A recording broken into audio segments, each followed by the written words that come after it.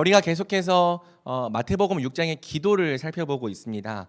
마태복음 6장에서 예수님은 기도를 가르쳐 주시면서 이방인의 기도와 구별되는 참된 자녀의 기도를 가르쳐 주시죠. 이방인의 기도라는 건 하나님의 집 밖에 사는 사람들, 외인들의 기도입니다. 외인들은요, 오직 자기의 필요를 채우기 위한 목적으로 집 주인에게 접근하는 거죠. 또 집 주인에게 호의를 얻고자 쓸데없이 중언부언하는 겁니다. 반면 자녀의 기도는 하나님의 집 안에 살고 있는 가족들의 기도죠. 자녀는 필요를 요청하는 일 외에도 다양한 목적으로 아버지를 찾아옵니다. 또 쓸데없이 증언부언하지 않고 몇 마디 솔직하고 진솔한 말만으로도 아버지께 충분히 들으심을 얻을 수가 있는 거죠.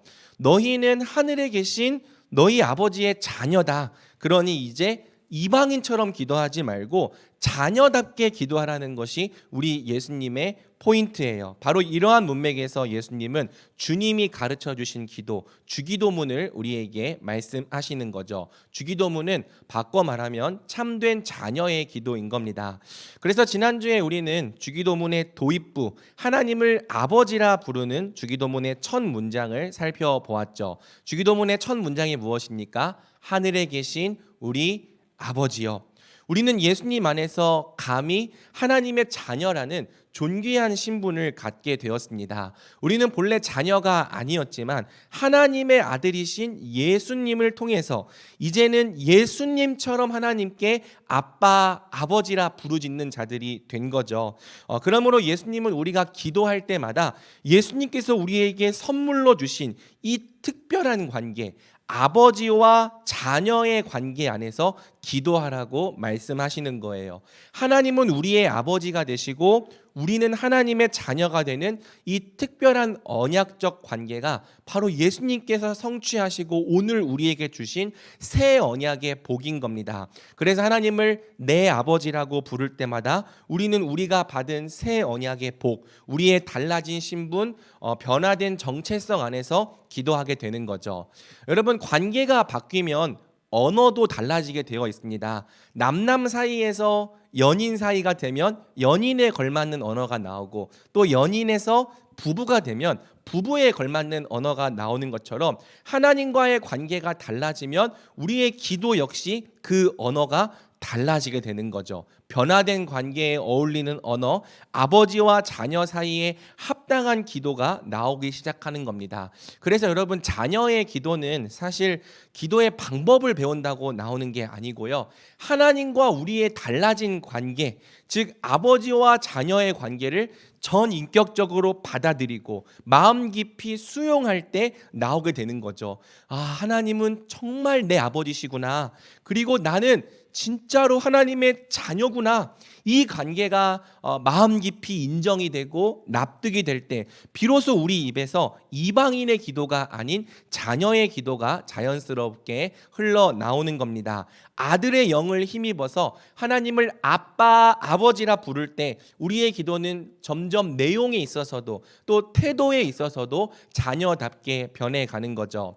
특별히 예수님은 하나님을 내 아버지라 부를 뿐 아니라 우리 아버지라고 부르라 말씀하세요. 하나님은 내 아버지실 뿐 아니라 우리의 아버지신 거죠. 우리에게는 하나님을 함께 아버지라고 부르는 형제와 자매들, 교회가 있는 겁니다. 또 아직 아버지께 돌아오진 않았지만 언젠가 아버지께 돌아와야 될 잃어버린 하나님의 자녀들, 잃어버린 우리의 형제들도 있는 거죠. 세계와 열방이 우리 가운데 있는 거예요. 그러므로 우리가 하나님을 우리 아버지라 부르며 기도할 때에는 단지 나를 위해서만 간구하는 것이 아니라 우리를 위해서도 함께 간구하게 되는 겁니다. 하나님을 우리 아버지라 부르며 기도할 때에는 우리에게 아버지의 나라가 임하길, 우리에게 일용할 양식을 주시길, 우리를 구원하여 주시길, 우리를 위하여 함께 간구하게 되는 거죠.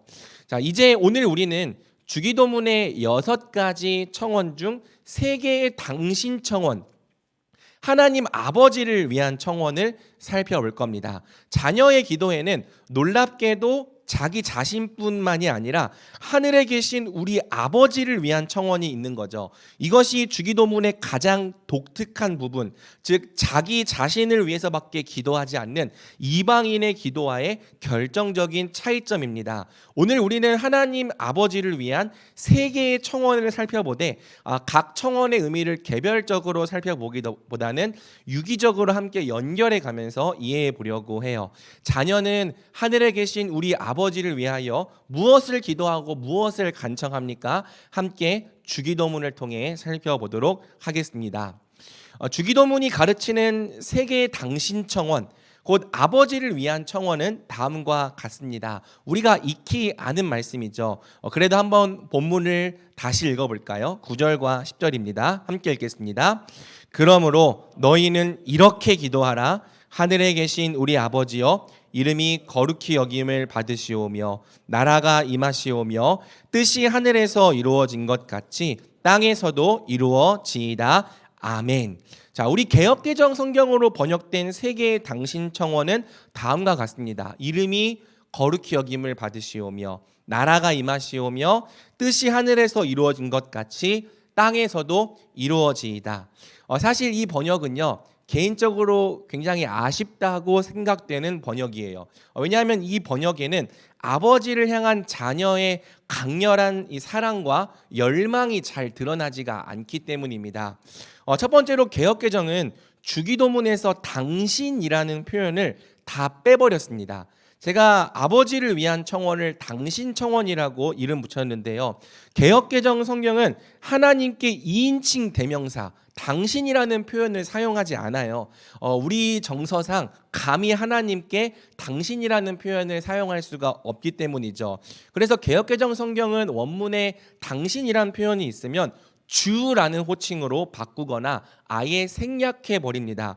주기도문은 당신이라는 표현을 모두 생략해 버린 경우죠. 하지만 실제로 원문을 보면 당신의 이름, 당신의 나라, 당신의 뜻이라고 되어 있습니다. 그러니까 3개의 이 당신 청원은 이 3개의 유월이에요. Your name, 당신의 이름, Your kingdom, 당신의 나라, Your will, 당신의 뜻을 간구하는 청원인 거죠. 두 번째로 개역개정은 원문에 드러난 명령법을 모두 희구법으로 순화시켰습니다. 제3청원은 이렇게 끝나죠. 뜻이 이루어지이다. 이렇게 뭐뭐가 이루어지이다라고 기도하는 방법, 이런 표현 방법을 희구법이라고 해요. 희구법이라는 것은 화자의 소망과 바램을 나타내는 이 표현 방식이고요. 요즘 말로는 뜻이 이루어지길 원합니다라는 느낌의 표현 방식이라고 할 수 있죠. 왜 우리 성경은 명령법으로 되어 있는 원문을 희구법으로 순화시켰는가? 감히 피조물이 하나님께 명령하는 말투를 쓸 수 없다는 생각이 있기 때문인 거죠. 그래서 개역개정 성경은 명령법을 희구법으로 바꿔놓았어요. 원래대로라면 뜻이 이루어지소서라고 되어 있는 것을 이루어지이다, 이루어지기 원합니다라고 순화시켜 놓은 거죠. 그러니까 물론 피조물이 감히 하나님께 명령을 할 수 없는 것은 맞습니다. 하지만 단지 피조물이 아니라 아버지와 자녀의 관계 안에서는 이 명령법이 아버지를 향한 강력한 사랑, 강력한 열망을 드러내는 표현이 될 수 있는 거죠. 그래서 조금 어색해도 원문의 문법을 최대한 반영해서 문장을 직역하면 다음과 같이 번역할 수 있어요. 하늘에 계신 우리 아버지여, 당신의 이름이 거룩하게 되소서. 당신의 나라가 임하소서. 당신의 뜻이 이루어지소서. 하늘에서와 같이 땅에서도. 제1청원과 제3청원은 수동 명령법으로 되어 있는데 이게 우리나라 말에 잘 안 쓰이는 형태라서 굳이 우리말로 표현하면 지금 이 문장과 같이 되는 거죠. 영어로 보면 조금 더 자연스러워요. Hallowed be your name, your kingdom come, your will be done 해서 세 개의 요어를 구하는 것이 이 주기도문이다 우리가 이해할 수 있는 거죠. 원문을 이렇게 자세히 강해한 이유는 이 기도를 하는 자녀의 태도 또는 뉘앙스를 설명하고 싶어서입니다. 제가 생각하는 주기도문은 그렇게 조용하고 경건한 기도가 아니에요. 뜻이 땅에서도 이루어지이다. 이렇게 평온하게 읊조리는 기도가 아닌 거죠. 도리어 주기도문은 그 열망을 명령법으로 표현해야 될 만큼 아버지를 향한 강력한 사랑을 표현하는 기도인 겁니다. 아버지, 이 기도를 속히 이루어 주시옵소서라는 이 자녀의 들끓는 마음을 나타내는 기도인 거죠. 그래서 저는 주기도문으로 기도할 때마다 우리가 아버지를 향한 이 자녀의 애타는 마음과 들끓는 마음으로 기도해야 한다고 생각해요. 뉘앙스를 살려 읽으면 이렇게 되겠죠. 아버지, 당신의 이름을 거룩하게 하소서. 당신의 나라가 임하게 하소서. 당신의 뜻이 이루어지게 하소서. 그러니까 단순히 아무 감정 없이 조용하게 평온하게 경건하게 할 수 있는 기도가 아니라는 겁니다. 왜? 아버지의 이름, 아버지의 나라, 아버지의 뜻에 대해서 자녀가 너무나도 강력한 열망과 사랑을 갖고 있기 때문이죠. 그래서 우리는 자녀가 이렇게 열망하는 이 세 가지가 각각 무엇인지, 또 이 세 가지가 어떻게 하나로 연결되는지를 이해해 볼 필요가 있는 겁니다. 자녀가 아버지를 위해 간구하는 이 세 가지 당신 청원은 사실은 아버지가 아버지 자신을 위해 갖고 계신 목적과 연결되는 청원입니다. 자녀는 아버지가 아버지 자신을 위해 바라시는 일을 나의 바램으로, 나의 간절한 소원으로 아버지께 간청하는 거죠. 아버지가 바라는 걸 나도 바란다. 아버지가 소원하시는 걸 나도 소원한다. 이게 당신 청원의 핵심인 거예요. 자녀는 다름 아닌 아버지가 바라시는 일을 자기도 바라는 자인 거죠. 여러분, 정말 놀라운 말이지만 하늘에 계신 우리 아버지는 아버지 자신을 위한 간절한 꿈과 목적 그리고 바램을 갖고 계십니다. 이 당연한 말이 놀라운 말이죠. 왜? 이 당연한 말을 단 한 번도 당연하게 생각해 보지 않고 신앙생활하는 사람이 결코 적지 않기 때문입니다. 하나님을 믿는다 말하면서도 하나님이 가진 목적은 무엇일까 고민해 보지 않는 사람이 의외로 많은 거예요. 늘 내가 바라는 거, 내 목적, 내 인생만 생각하지 하나님은 뭘 바라실까? 하나님은 과연 뭘 원하실까? 그분의 꿈이 무엇일까를 생각해 본 적도, 애초에 관심을 가져본 적도 없는 사람들이 결코 적지 않은 거죠. 그래서 어떻게 합니까? 대충 우리의 생각으로 하나님은 예배를 원하시겠지, 큐티를 원하시겠지, 기도와 헌신을 원하시겠지라고 지레 짐작하는 겁니다. 그리고 대충 내가 생각하기에 하나님이 원하시는 것을 드리고 나면, 그냥 값을 내고 나오면 그 다음부터는 내가 원하는 걸 받기에, 내가 원하는 것을 구하기에 바쁜 거죠. 하지만 사랑하는 여러분, 하나님은 하나님 자신을 위한 구체적인 목적, 구체적인 꿈을 갖고 계십니다. 대충 우리가 주일에 예배 잘 드리고 아침에 큐티하고 적당히 기도하고 교회 열심히 잘 봉사하는, 그게 하나님이 바라시는 일의 근본이 아니라는 거죠. 물론 그것도 중요한 일이지만 하나님께는 훨씬 더 근본적인 목적, 근본적인 꿈이 있다는 거예요. 그렇다면 영원전부터 살아계셔서 이 세상을 만드시고 우리를 자녀를 부르신 우리 아버지의 꿈이 무엇일까? 뭐가 정말 우리 아버지가 가장 바라시는 일일까? 그 꿈과 목적을 증언하는 책이 성경인 거고요. 또 그 꿈과 목적이 사실은 이 주기도문에 요약되어 있는 거죠. 그래서 우리가 하나님이 원하시는 일을 대충 넘겨짚고 지레짐작하지 않으려면 반드시 성경을 펼치고 성경을 통해 우리 하나님의 꿈이 무엇인지를 확인해 봐야 하는 겁니다. 성경이 가르쳐 주는 하나님 자신의 꿈, 그것은 하나님 자신의 이름이 거룩히 여김을 받는 거예요. 바꿔 말하면 하나님께서 영광을 받으시는 거죠. 이사야 48장 11절은 하나님의 궁극적인 목적을 다음과 같이 증언하는데요. 우리 함께 읽어볼까요? 시작. 나는 나를 위하며 나를 위하여 이를 이룰 것이라. 어찌 내 이름을 욕되게 하리요 내 영광을 다른 자에게 주지 아니하리라. 자, 여러분, 여기서 나라고 말씀하시는 분이 누굽니까? 하나님이에요. 너를 위하여가 아니라 나를 위하여, 내 이름을 위하여 이것을 이룰 것이다. 우리 하나님께서 이렇게 선언하시는 거죠. 하나님은요, 무슨 일이든지 다 자기 자신을 위해서 행하십니다. 어떤 일이든지 다 자기 이름과 자기의 영광을 위해서 행하십니다. 하나님의 이름이 거룩히 되는 것, 하나님의 영광이 나타나고 하나님께서 영광 받으시는 것이 이 세상을 창조하시고 우리를 만드신 하나님의 유일하고도 궁극적인 목적인 거죠. 네? 하나님은 자기보다 우리를 더 사랑하는 거 아니었어요? 그래서 우리에게 독생자를 아끼지 않고 내어주신 거 아니었어요? 이렇게 생각하는 지체들도 있을 수 있죠. 그런데 여러분, 하나님께서 우리를 사랑하신 것도 사실이고 독생자를 아끼지 않으신 것도 사실이지만 하나님이 가장 사랑하시고 가장 열망하시는 대상은 엄밀히 말하면 우리가 아닙니다.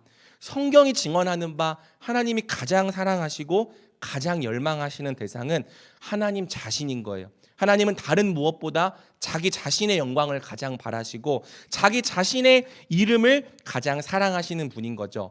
우리를 사랑하시는 것도 사실은 우리가 예수님 안에 있기 때문에, 하나님의 아들 안에 있기 때문에 그 아들을 사랑하시는 사랑 안에 우리도 사랑을 받게 하시는 겁니다. 하나님은 어떤 일이든지 항상 자기의 영광을 위해 일하세요. 어떤 목적도 절대 이 목적보다 위에 있지 않아요. 이 목적을 제외한 나머지 다른 목적들은 모두 이 목적을 이루기 위한 하위 목적들, 과정과 수단에 불과한 거죠. 하나님이 우리를 창조하신 이유, 우리를 위해서가 아니고요, 하나님의 영광을 위해서입니다. 이사야 43장 7절, 내 이름으로 불려지는 모든 자, 곧 내가 내 영광을 위하여 창조한 자를 오게 하라. 그를 내가 지었고 그를 내가 만들었느니라. 하나님이 우리를 구원하신 이유, 그것도요 우리를 위해서가 아니고요 하나님의 영광을 위해서인 거예요. 출애굽기 9장 17절, 내가 너를 세웠음은 나의 능력을 내게 보이고 내 이름이 온 천하에 전파되게 하려 하였음이니라. 심지어 여러분, 하나님이 우리를 사랑하시고 끝까지 지키시고 의의 길로 인도하시는 이유도 우리를 위해서가 아니고 성경은 하나님 자기의 이름을 위해서라고 증언하는 거죠. 우리가 잘 암송하는 시편 23편에 이게 기록되어 있습니다. 여호와는 나의 목자시니 내게 부족함이 없으리로다. 그가 나를 푸른 풀밭에 누이시며 쉴 만한 물가로 인도하시는도다. 내 영혼을 소생시키시고 무엇을 위해? 자기 이름을 위하여 의의 길로 인도하시는도다. 사실은 우리를 사랑하시고 우리를 먹이시고 우리에게 모든 것을 공급하시는 것조차 하나님은 자기 영광을 위해 행하시는 겁니다. 어떤 지체들은요 이 말을 듣고 이렇게 생각할 거예요. 뭐 하나님은 자기 영광만 위해 일하신다고? 야, 그런 하나님 너무 이기적이시네. 우리의 생각에는요 자기의 영광을 위해 일하시는 하나님보다 우리를 위해 일하시는 하나님, 우리를 위해서 자기의 모든 걸 다 포기하는 하나님이 감동적으로 다가오는 거죠. 하지만 여러분, 그렇지 않습니다. 성경이 증언하는 하나님은 자기의 영광을 바라시고 자기의 영광을 위해 모든 일을 행하시는 하나님입니다. 심지어 예수님이 죽기까지 낮아지신 것도요 궁극적으로는 아버지의 영광을 위해서지 우리가 하나님보다 더 존귀한 존재이기 때문은 아닌 거죠. 그러니까 자기의 영광도 바라지 않고 그냥 사람을 섬기기 위해, 사람을 위해 존재하는 하나님은 오늘날 이 시대가 만들어낸 우상인 거지 성경이 말하는 하나님이 아니라는 거예요. 똑바로 알아야 하는 거죠. 하나님은 하나님 자신을 위해 존재하세요. 하나님의 꿈, 하나님의 궁극적인 목적은 하나님 자신의 영광인 겁니다. 부당하다고 생각합니까? 아닌 거예요. 왜? 무로부터 유로 세상을 창조하신 하나님은 오직 자기를 위해 모든 일을 행할 권리와 자격을 가질 수 있는 거죠. 여러분, 만약에 우리가 우리를 위해서 뭘 만들었는데 그걸 만든 다음에 나를 위해서 이걸 쓰려고 하는데 누가 그걸 당신을 위해 쓰는 거 부당합니다라고 말하면 여러분, 그게 오히려 부당하다고 말하지 않겠습니까? 내가 날 위해 만든 거 나를 위해 쓸 수 있는 거죠. 마찬가지인 거예요. 자기를 위해 세상을 만드신 분께 자기를 위하는 것이 부당하다 말하는 것은 오히려 더 부당한 일이 되는 겁니다. 또 하나님이 자기 자신의 영광을 사랑하심은 세상에서 가장 존귀하고 가치 있는 걸 사랑하시는 거예요. 여러분, 세상에서 그 어떤 것도 하나님보다 더 가치 있고 더 존귀하지 않습니다. 가장 존귀하신 하나님은 자기보다 더 열등한 것을 위해 존재하실 수가 없는 거죠. 하나님은 오직 최고로 가치 있고 최고로 존귀한 것을 위해 존재하시는데 그 대상이 바로 하나님이라는 겁니다. 또 여러분 소열이 문답에서 배우고 있는 시제들도 있겠지만 하나님이 자기 영광을 위해 일하신다는 것은 하나님의 거룩하신 속성을 나타내겠다는 뜻이에요. 여러분 죄인이 죄인을 위해서 일하고 죄인이 죄인의 속성을 나타내면 악하고 이기적인 일이 벌어집니다. 하지만 하나님이 하나님의 속성을 나타내시면 완전하신 사랑이 나타나고 완전하신 공의가 나타나는 거죠. 그러니까 여러분 하나님께서 자기 영광을 위해 일하시는 세상은 악하고 이기적인 세상이 아니라 하나님의 완전하신 사랑이 나타나는 세상이고 하나님의 완전하신 공의가 이루어지는 세상인 거예요. 하나님의 선함과 진실함이 충만하게 나타나는 세상인 거죠. 그 세상은 하나님께만 좋은 세상이 아니라 우리에게도 좋은 세상이라는 것이 우리 그리스도인들의 고백인 겁니다. 무엇보다 우리 하나님은 다름 아닌 우리를 통해서 가장 크게 영광 받으시기로 결정하셨죠. 그래서 우리는 하나님의 이 목적을 기뻐할 수밖에 없는 거예요. 왜? 하나님께서 자기의 영광을 위해 일하시는 가장 궁극적인 목적 안에 우리의 구원도 있고 우리의 생명도 있고 장차 우리가 받을 영원할 기업도 있는 겁니다. 그러므로 하나님이 하나님의 영광을 위해 바라신다는 것은 결코 우리가 억울해할 일이 아닌 거죠. 나쁘게 여기거나 이기적으로 생각할 일이 아닌 거예요. 도리어 하나님이 어떤 분이신지를 충분히 오해 없이 참되게 아는 자들은 하나님이 하나님을 위해 일하시는 것이 가장 좋은 목적이구나 함께 납득할 수 있는 겁니다. 그리고 사실은 우리가 자녀이기 때문에 아버지께서 원하시고 아버지가 바라시고 아버지가 기뻐하시는 일을 우리도 함께 원하고 우리도 함께 바라고 우리도 함께 기뻐할 수 있는 거죠. 자, 그렇다면 여러분 하나님은 이 세상을 통해 어떻게 영광을 받기 원하셨을까요? 이 논리를 잘 이해하는 게 중요해요. 사실 하나님은 모든 만물 모든 일로부터 다 영광 받으십니다. 길가에 굴러다니는 돌멩이를 통해서도 영광을 받으세요. 하나님께서 영광을 받으시는 방법에는 제한이 없는 거죠. 하지만 하나님께서 가장 크게 영광 받기 원하시는 방법은 따로 있습니다. 바로 하나님을 우리의 하나님이라 부르며 마음과 뜻과 힘을 다해 하나님을 사랑하는 하나님의 백성들을 통해서죠. 자연도 하나님을 찬양하고 심지어 악인들도 하나님의 공의를 드러내지만 하나님의 백성을 통해 나타나는 하나님의 영광과는 비교가 안 되는 거예요. 하나님은 우리의 하나님이 되시고 또 우리는 하나님의 백성이 되는 세상을 성경은 하나님 나라라고 부릅니다. 하나님의 영광은 쉽게 말하면 하나님의 나라를 통해 가장 크게 드러나는 거예요. 하나님 나라야말로 하나님이 가장 크게 영광 받으시는 세상, 하나님이 꿈꾸시는 세상, 하나님이 가장 원하시고 바라시는 세상인 거죠. 그래서 여러분 성경을 보면 자기 자신의 영광을 위한 하나님의 열심이 반드시 하나님 나라를 위한 열심으로 귀결됩니다. 자기의 영광을 위한 하나님의 꿈과 목적은 이 땅의 모든 나라와 모든 족속이 하나님의 나라가 될 때 이루어지기 때문이죠. 그러므로 세상을 창조하시고 우리를 구원하신 하나님의 궁극적인 목적은 하나님의 영광과 더불어서 하나님의 나라라고 할 수 있는 거예요. 이것이 제가 교리를 가르칠 때는 하나님의 목적을 하나님의 영광이라고 가르치고 또 성경을 가르칠 때는 하나님의 목적을 하나님의 나라라고 가르치는 이유죠.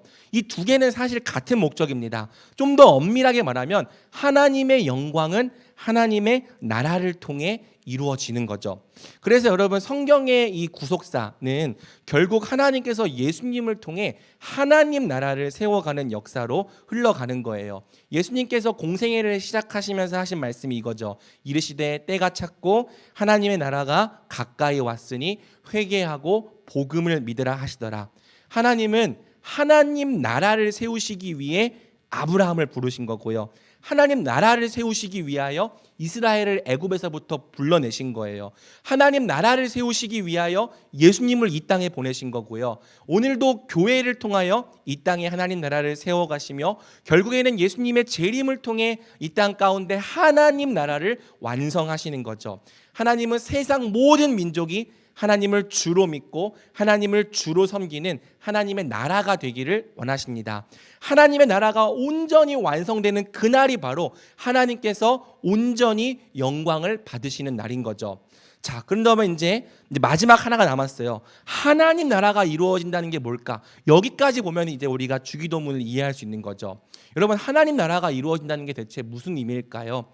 보통 국가의 3요소를 말할 때는요, 주권과 영토와 국민을 말합니다.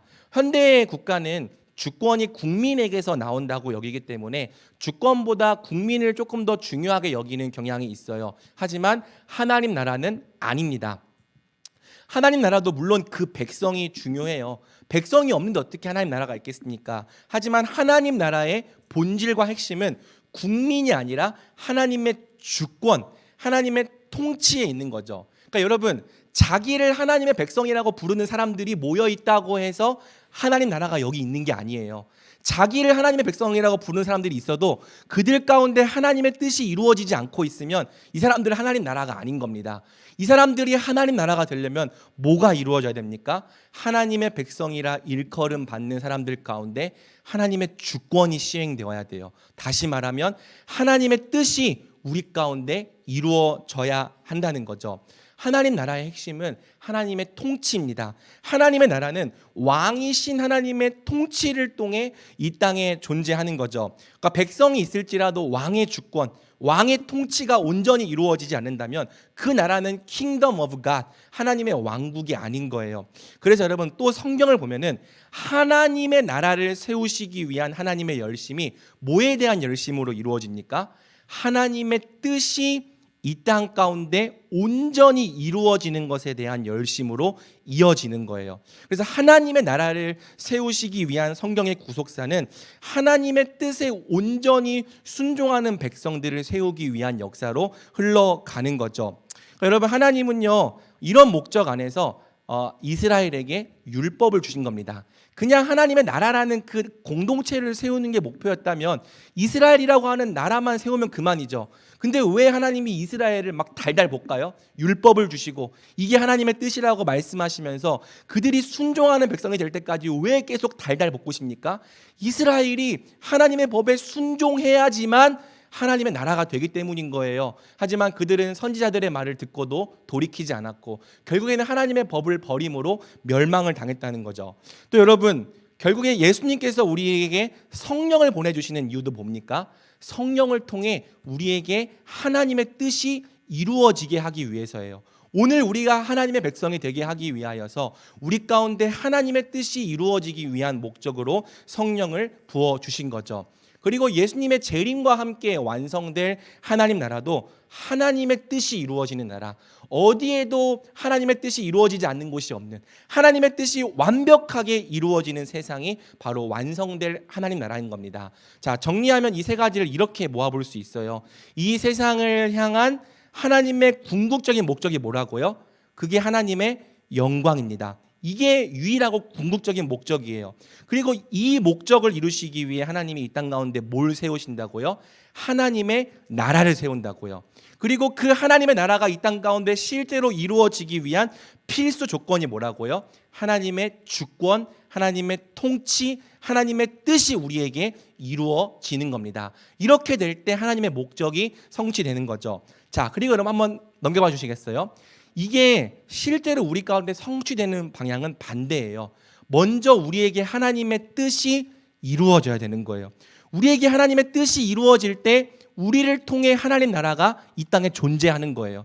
그리고 우리가 하나님의 뜻을 행하는 하나님의 나라로 이 땅 가운데 존재할 때 누가 영광 받으십니까? 하나님이 영광을 받으시는 거예요.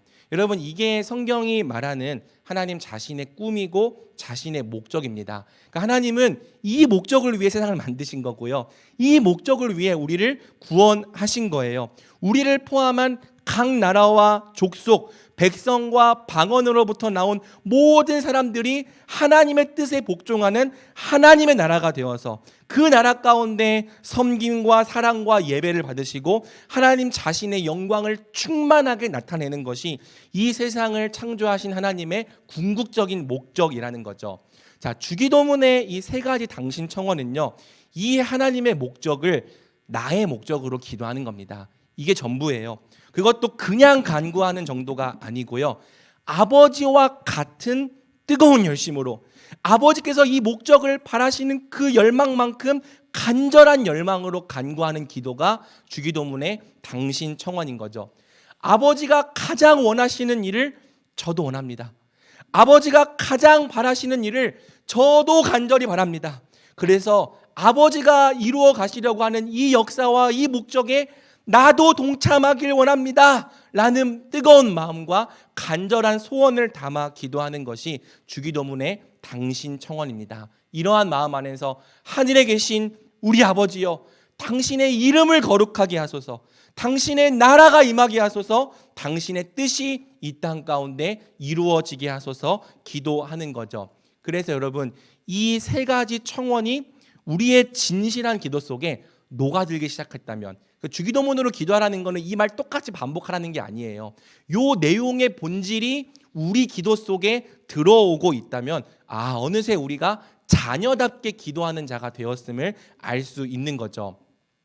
사랑하는 여러분, 그렇습니다. 자녀로서 자녀답게 기도한다는 것에는 정말 여러 의미가 있을 거예요.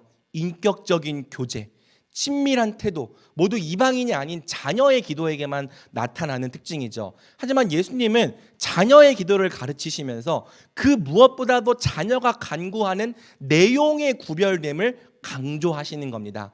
이방인은요, 집 바깥에 사는 외인은요, 집주인이 뭘 원하고 뭘 바라는지에 아무 관심이 없어요. 집주인의 꿈을 굳이 알아야 됩니까? 그냥 그런 건 TMI, 굳이 알 필요가 없는 사실들인 거죠. 외인들은요, 자기가 원하는 것만 받으면 그만입니다. 그러니 기도 속에 늘 내 필요, 내 소원, 내 인생, 내 문제, 나밖에 없는 거죠. 하나님의 꿈과 하나님의 목적이 내 기도 속에 들어올 여지가 전혀 없는 거예요. 하지만 자녀는요, 내 필요, 내 소원, 내 인생, 내 문제를 넘어서 아버지를 위해서도 간구하더라는 겁니다. 심지어는 이 우선순위가 바뀌더라는 거죠. 먼저 아버지를 위해 간구한 다음에 그 다음 나를 위해 간구하더라는 거예요.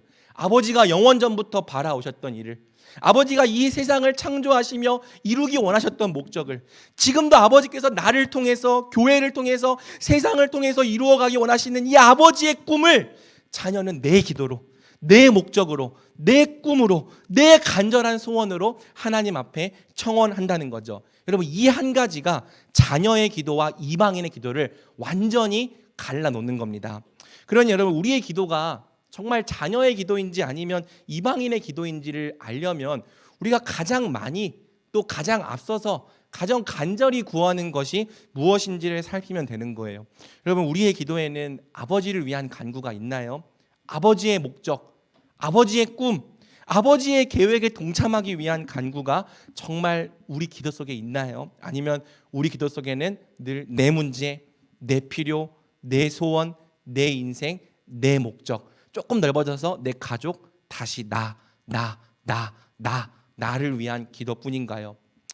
물론 우리 믿음이 성숙하지 못할 때에는요, 우리의 시선이 우리 자신에게로밖에 고정될 수 없습니다. 우리 육신의 자녀들도 그렇기 때문이죠.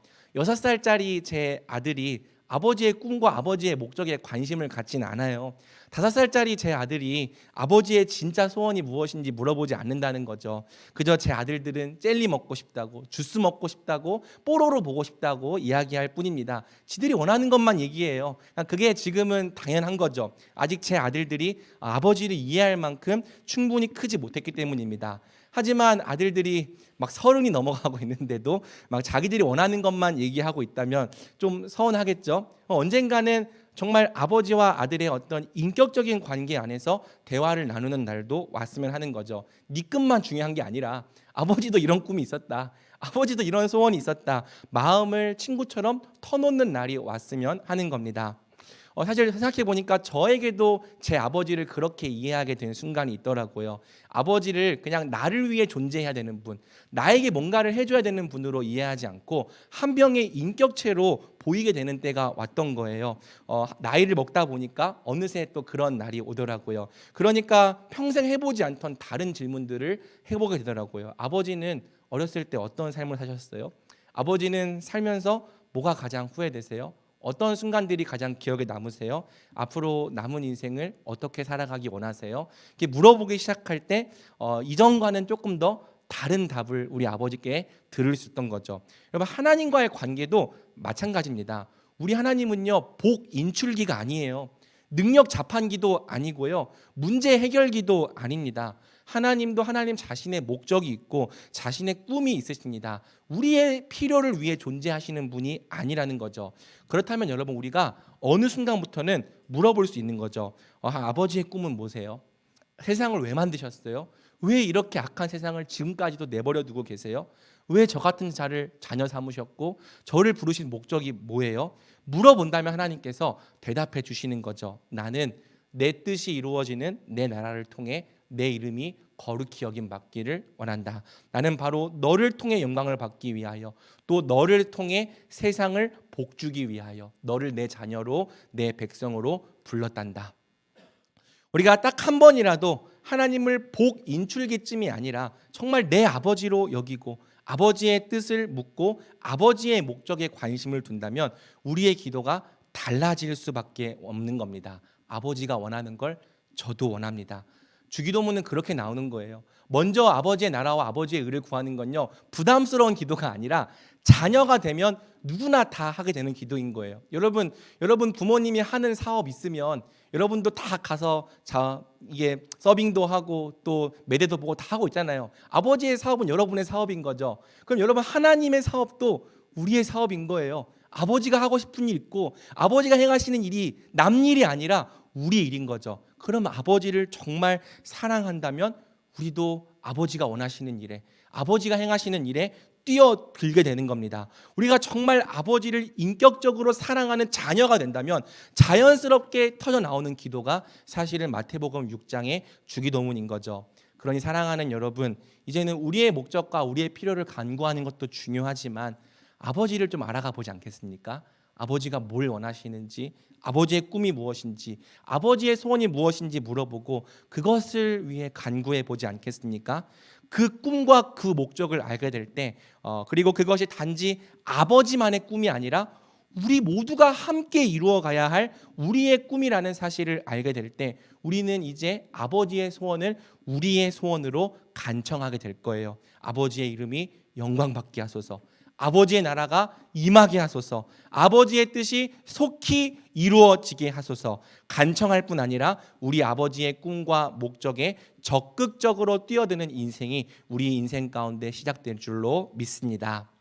자, 그렇다면 여러분, 주기도문의 당신 청원을 실제 우리 기도 가운데 어떻게 적용할 수 있을까요? 이것을 우리 자신과 우리 두 방향으로 적용해보고 말씀을 마치려고 해요. 먼저 우리는 주기도문의 당신 청원을 우리 자신, 하나님과 나의 관계 속에 적용할 수 있습니다. 여러분, 하나님의 뜻을 이루고 하나님의 나라가 되고 하나님의 이름을 영광받게 해야 될 사람은 다른 사람이기 이전에 먼저 나여야 하는 거예요. 나는 하나님의 뜻과 상관없이 살면서, 나는 하나님의 영광이나 상관없이 살면서 다른 사람은 그렇게 되게 해주세요 라고 기도하는 것은 말이 안 되는 거죠. 자녀는 먼저 내 자신부터 하나님의 꿈에 동참하기를 원하는 겁니다. 하나님은 먼저 나를 통해 이름이 거룩히 여김 받으셔야 되는 거고요. 그러기 위해서는 먼저 나부터 하나님 나라가 되어야 하는 거예요. 그러기 위해서는 먼저 내 삶 속에 하나님의 뜻이 이루어져야 하는 거죠. 내 삶에 하나님의 뜻이 이루어져야지만 나를 통해 하나님 나라가 온전히 드러나고 하나님께서 영광을 받으시는 겁니다. 그런데 문제가 뭐예요?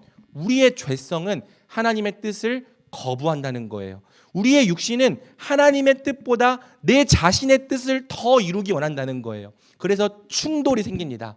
우리 안에 성령님은 우리에게 하나님의 뜻을 이루기 원하시지만 우리 육신은 우리 자신의 뜻을 관철하려고 하는 거죠. 그래서 우리 육신과 성령이 서로를 대적하는 긴장 상태에 놓인다고 성경은 이야기를 하고 있습니다. 갈라디아서 5장 17절이죠. 육체의 소욕은 성령을 거스르고 성령은 육체를 거스르나니 이 둘이 서로 대적함으로 너희가 원하는 것을 하지 못하게 하려 함이니라. 그러므로 이런 긴장 상태에 있는 우리가 먼저 하나님의 뜻이 내게 이루어지기를 간구한다면 주기도문의 당신 청원은 하나님의 뜻 앞에서 내 뜻을 꺾는 기도, 자기를 부인하는 기도가 되는 겁니다. 주기도문의 당신 청원이 우리에게로 적용될 때는 놀랍게도 내 뜻을 꺾고 자기를 부인하는 기도가 된다는 특징이 있는 거죠. 여러분, 예수님께서 이 기도의 본을 친히 보여주셨습니다. 겟세마네 동산에서 예수님은 이렇게 기도하셨죠. 우리 누가복음 22장 42절 함께 읽어볼까요? 시작. 이르시되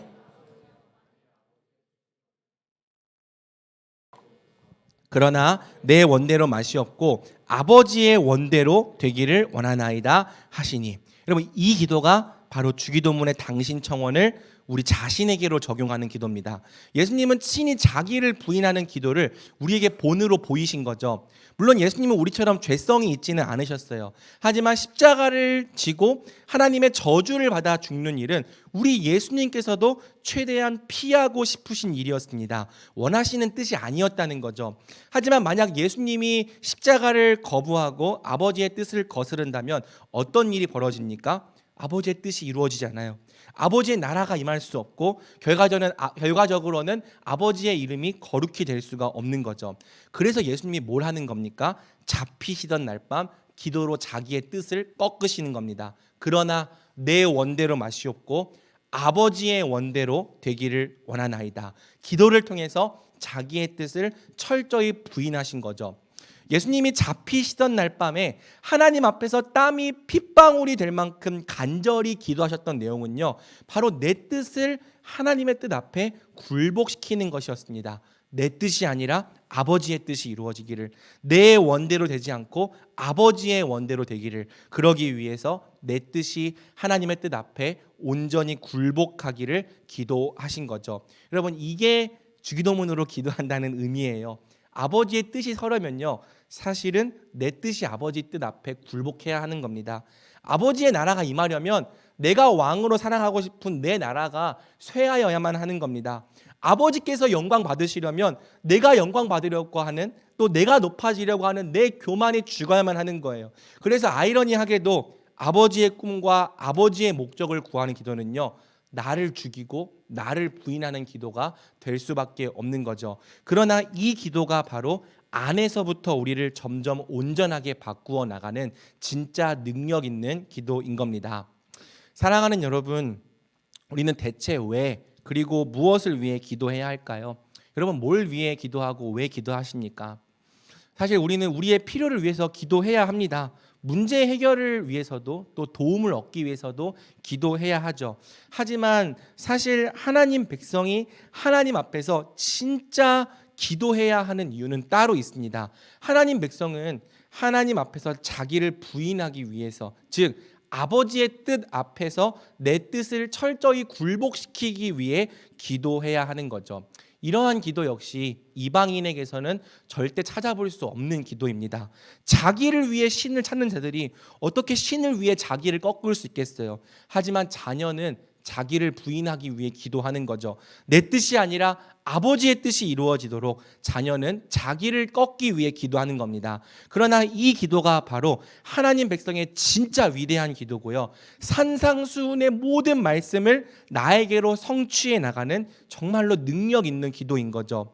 여러분, 우리가 자녀로서 아버지의 뜻, 아버지의 나라, 아버지의 이름을 진정으로 사랑하다 보면 점점 깨닫게 되는 불편한 진실이 있어요. 바로 아버지의 뜻과 나라가 이루어짐에 있어서 가장 걸림돌이 되는 사람이 다름 아닌 나라는 진실이죠. 우리가 다 은혜로 자녀가 되었지만 여전히 죄인입니다. 그래서 사실은 자녀라는 우리가 아버지의 뜻을 가장 많이 거스르고 있어요. 자녀라는 우리가 아버지의 나라를 가장 많이 대적하고 있습니다.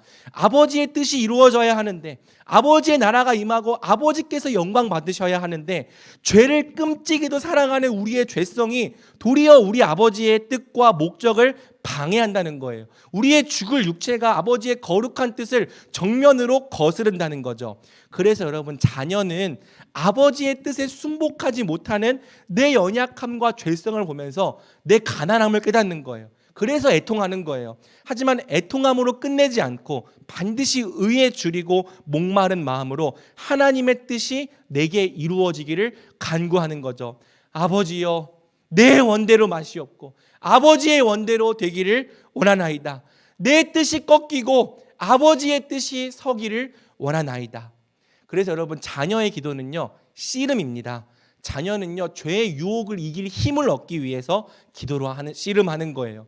순종할 능력을 얻기 위해서 기도로 씨름하는 겁니다. 무엇보다 하나님의 뜻을 대적하는 내 자아를 죽이기 위해서 땀이 핏방울이 될 만큼 기도로 씨름하는 거죠. 여러분, 기도를 은혜의 방편이라고 부르는 이유도 사실은 이것 때문이에요. 여러분, 왜 은혜 받으시려고 합니까? 왜 굳이 성령의 충만함 받으시려고 합니까? 그거 받아서 뭐 하려고요? 기분이 좋아지기 위해서? 마음의 평안을 얻기 위해서? 행복하게 살기 위해서? 아닙니다. 우리가 은혜 받아야 되는 이유, 성령으로 충만해져야 되는 이유는 내 뜻이 아니라 아버지의 뜻이 우리 인생 가운데 이루어져야 하기 때문인 거예요. 그래서 죄인인 우리는요, 순종할 힘을 얻기 위해서, 하나님의 말씀대로 살 능력을 얻기 위해서 은혜와 성령의 충만함을 간구하는 거죠. 이것이 자녀가 기도하는 가장 중요한 이유 중 하나입니다. 자녀는요, 단지 뭘 얻기 위해서만 기도하는 게 아니에요. 문제 해결을 위해서만 기도하는 게 아니에요. 자녀는 아버지의 꿈과 아버지의 목적을 내 삶에 이루기 위해, 즉 순종할 힘과 말씀대로 살 능력을 얻기 위하여 기도로 씨름하는 거죠. 여러분, 이 기도는요, 너무나도 고통스럽고 치열한 씨름이지만 이 기도가 있어야지만 산상수훈이 말하는 진정한 온전함이 우리에게 이루어져 가는 겁니다. 그러므로 사랑하는 여러분, 여러분의 기도 안에 바로 이 기도, 내 뜻을 죽이고 아버지의 뜻을 이루려는 기도가 있는지를 살펴보십시오. 우리에게는 이 기도가 있어야 합니다. 아버지의 영광과 아버지의 나라, 아버지의 뜻을 세우기 위하여 내 교만을 죽이고 내 왕국을 무너뜨리고 내 뜻을 철저히 굴복시키는 기도가 있어야 합니다. 이것이 그리스도인의 진짜 기도고요. 이 기도가 있어야만 우리 삶이 변화되어져 감을 경험할 수 있는 거예요. 형제를 사랑하지 못하겠습니까? 그냥 미워하고 말 일이 아닙니다. 가난함과 애통한 마음으로 기도하십시오. 나를 통해 아버지의 뜻이 이루어지기를, 그러기 위하여 내가 다시 한번 사랑의 자리로 나아갈 수 있길 기도하십시오. 순종하지 못하겠습니까? 어차피 못할 일이라고 치부하고 끝낼 일이 아닙니다. 의에 줄이고 목마른 마음으로 기도하십시오. 내가 이 명령까지도 순종할 수 있기를, 이 뜻까지도 이루는 자가 될 수 있기를, 두려움과 걱정을 이기고 또 의를 싫어하는 내 죄성을 죽이고 아버지의 뜻을 행할 수 있기를 우리는 기도해야 하는 거죠.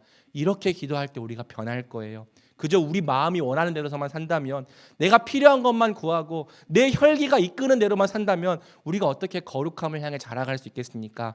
하지만 하나님 앞에 엎드려서 아버지의 뜻을 행하지 못하는 내 가난함을 철저히 애통하고 아버지의 뜻이 이루어지게 하소서, 아버지의 뜻이 이루어지게 하소서, 아버지의 뜻이 이루어지게 하소서 기도하는 사람은 아주 조금씩이라도, 천천히라도 정말로 내 삶 가운데 아버지의 뜻을 이루어 가게 되는 겁니다. 기도를 통해서 내 뜻이 꺾이는 걸 보게 되는 거고요, 아버지의 뜻이 이루어지는 걸 보게 되는 겁니다. 내 나라가 죽고 아버지의 나라가 드러남을 경험하게 되는 겁니다. 그리하여 결국에는 나를 통하여 아버지께서 영광 받으시는 것을 보게 되는 거죠. 그러므로 저는 우리 청년부 안에 바로 이 기도, 하나님 앞에서 철저히 내 뜻을 꺾고 굴복시키는 자기 부인의 기도가 있기를 간절히 소망합니다. 마지막으로 주기도문의 당신 청원이 우리 자신을 넘어서 밖을 향한다면 이제 우리가 아는 기도, 하나님의 목적과 꿈에 적극적으로 동참하는 기도가 되죠. 우리가 하나님의 꿈과 하나님의 목적에 참여하는 가장 쉽고 탁월한 방법이 바로 기도입니다. 하나님은 우리가 하나님의 시선에서, 하나님의 마음으로, 하나님이 하고 싶은 말로 기도하는 것을 굉장히 좋아하세요. 우리도 그렇지 않습니까? 내가 하고 싶었던 말을 누가 대신해 준다면, 내가 보고 있었던 것을 나의 마음으로 봐주고 내가 갖고 있던 마음을 자기의 입으로 얘기해 주는 사람이 있다면 우리도 힘과 위로와 격려를 얻지 않습니까? 마찬가지인 거죠. 사랑하는 여러분, 하나님이 당장 우리에게 원하시는 것은 우리가 모든 걸 다 접고 아프리카로 달려가는 게 아니에요. 뭔가 엄청나게 위대한 헌신을 하는 것도 아닙니다. 다만 하나님은 자녀인 우리가 아버지의 마음을 알고 아버지와 함께 뜻을 나누며 아버지와 같은 마음으로 아버지의 꿈에 동참하기를 원하시는 거죠. 이것이 바로 우리가 아버지와 함께 이 세상을 다스려 나가는 방법인 겁니다. 하나님은 우리 자녀들이 다름 아닌 기도를 통해 아버지와 함께 세상을 다스리고 함께 아버지의 목적을 이루어 나가는 자들이 되기를 원하시는 거죠. 그러므로 우리가 아무도 알지 못하는 은밀한 골방에서 우리 가정과 교회와 일터와 사업장과 나라와 열방 전 세계를 놓고 기도하기 시작한다면 바로 그곳에서 세상을 하나님 나라로 세워나가는 위대한 작전 회의가 시작되는 겁니다. 주기도문의 범위는 한없이 넓어질 수 있겠지만 먼저는 가장 좁은 범위부터 기도하는 게 유익하죠. 가장 작은 범위는 여러분의 가정입니다. 가정 안에 하나님의 뜻이 이루어지기를, 가정 안에 하나님 나라가 임하기를, 가정 안에 하나님의 이름이 거룩히 여김 받기를 기도해야 합니다. 그 다음으로는 내가 속한 부서, 내가 섬기는 영혼들, 내가 속한 교회를 위해 기도할 수 있겠고요. 또 우리 교회뿐 아니라 세계 열방의 교회를 위해서, 또 내가 속한 직장, 내가 속한 도시, 내가 속한 나라, 또 온 열방을 위해서 기도할 수 있는 거죠. 이때 중요한 것은요, 우리가 대체 그들을 위해 뭘 기도할 거냐는 거예요. 보통 우리는 다른 사람들을 위해 기도할 때 그들의 기도 제목을 갖고 기도합니다. 그들의 건강, 그들의 문제, 그들이 하고 싶은 것. 여러분, 그걸 위해서 우리가 기도해야 됩니다. 하지만 주기도문을 배웠다면 단지 그것만 가지고 기도해서는 안 되는 거죠. 우리는요, 이제 아버지의 꿈이 그들에게 이루어지기를 기도해야 되는 거예요. 아버지의 목적이 그 사람에게, 그 공동체에게, 그 나라에게 이루어지기를 간구해야 하는 거예요. 그렇게 기도할 때 우리가 우리의 삶 속에서 아버지와 함께 우리의 가정을, 또 교회를, 또 나라를, 직장을, 세상을 하나님 나라로 세워나가는 자들이 될 수 있는 거죠. 말씀을 맺겠습니다. 하나님은 항상 하나님의 목적에 기도로 동참하는 그분의 자녀들과 함께 역사를 이루어 오셨습니다. 바라기는 우리 대전중앙교회 청년부가 기도를 통해서 하나님의 목적, 하나님의 꿈에 동참하는 공동체가 되기를 원합니다. 사랑하는 여러분, 우리가 자녀라면 우리 자신만을 위해 살지 말고 함께 아버지의 나라와 아버지의 뜻을 간구하는 자들이 됩시다. 그런즉 너희는 먼저 그의 나라와 그의 의를 구하라. 그리하면 이 모든 것을 너희에게 더하시리라. 우리 함께 찬양하고 기도하겠습니다.